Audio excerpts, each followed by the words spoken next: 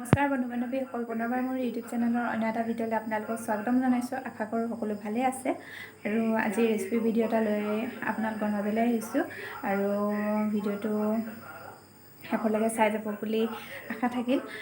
আজি আচলতে দহি কচু কেনেকৈ বনাওঁ সেয়া দেখাম বুলি ভাবিছোঁ। আশা কৰোঁ ভিডিঅ'টো চাই আপোনালোকে ভাল পাব।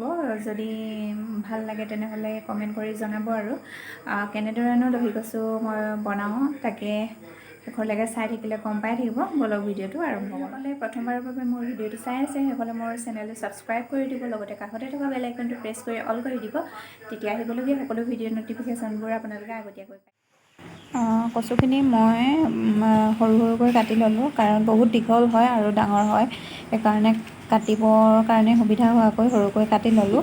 আৰু এয়া দেখিছে মই চুচটো আঁতৰাই ল'ব লাগিব। প্ৰথমতে চুচটো আঁতৰাব লাগিব, তাৰপাছতহে খাব পৰা হ'ব আৰু চুচটো আঁতৰাই ল'ব লাগে, কাৰণ চুচটো বহুত ডাঠ হয় আৰু চুচটো খাব নালাগে, স্বাস্থ্যৰ কাৰণে অপকাৰী হয়।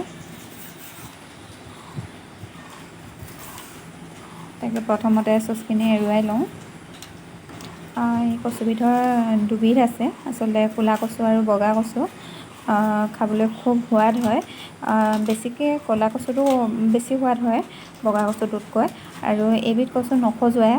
প্ৰথমবাৰ মই যেতিয়া খাইছিলোঁ, খাবলৈ লৈছিলোঁ, তেতিয়া ভাবিছিলোঁ খজুৱাব বুলি, কিন্তু খোৱাৰ পাছত গম পাইছোঁ আৰু অলপো নখজুৱাই। আচলতে এই কচুবিধ চাটনি বনায়ো খায়।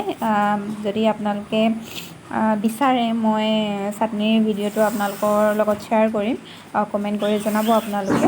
আৰু এই কচুবিধ আপোনালোকে মাছৰ লগতো বনাই খাব পাৰে বা মটৰ আলু এনেদৰে দি মেলিও বনাই খাব পাৰে আৰু চাটনিৰ কাৰণেও ভাল হয়, কাৰণ নখজুৱাই কচুবিধ।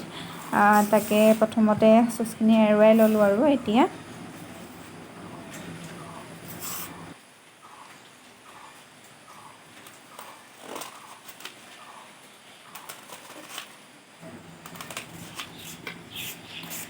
কচুখিনি মই সৰু সৰুকৈ কাটি ল'ম।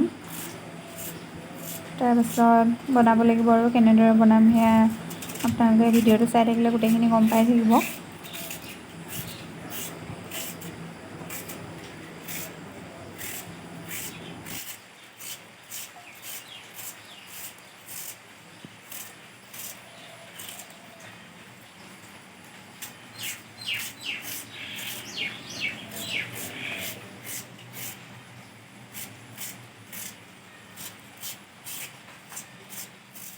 কচুখিনি কটা হৈ গ'ল আৰু মই ইয়াতে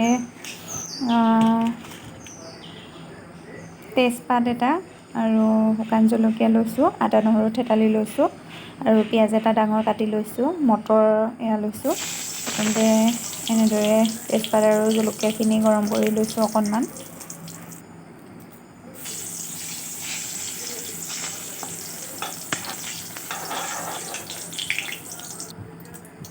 এতিয়া পিঁয়াজখিনি দি দিম। পিঁয়াজখিনি আধা ভজা কৰি ল'ম।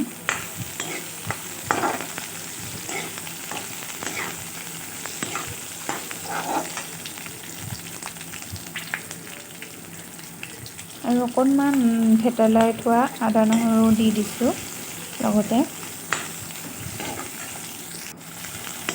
প্ৰথমতে মটৰখিনি অকণমান ভাজি লৈছোঁ, তাৰপিছতহে মই কচুখিনি দিম।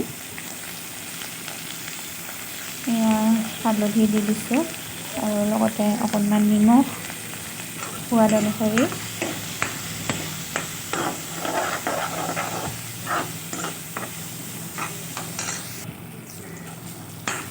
এইখিনি অকণমান ভজা হৈ গৈছে আৰু এতিয়া মই ইয়াতে কচুখিনি দি দিম। এইখিনি কচুখিনি দি দিছোঁ আৰু লগত অকণমান হালধি আৰু অকণমান নিমখ। এইখিনি এতিয়া দেখিবলৈ বহুতখিনি লাগিছে, কিন্তু সিজাৰ পিছত একেবাৰে অকণমান হৈ পৰিব আৰু খাবলৈ সোৱাদ হৈ পৰিব। চাই থাকক কেনেদৰে বনাইছোঁ। একদম চিম্পুলকৈ বনাইছোঁ আচলতে। বিশেষকৈ আপোনালোকে মাছৰ লগতো বনাই খাব পাৰে। মাছৰ লগত বনালে বেছি টেষ্টি হয় খাবলৈ।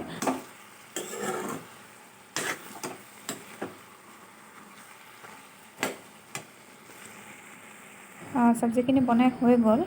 আৰু খাবলৈ বহুত টেষ্টি হয়। বগাবিধতকৈ ক'লাবিধ কচু বেছি টেষ্টি হয়। আৰু যিসকলে খাই পাইছে সেইসকলে নিশ্চয় গম পায় আপোনালোকে কিমান ভাল হয় খাবলৈ।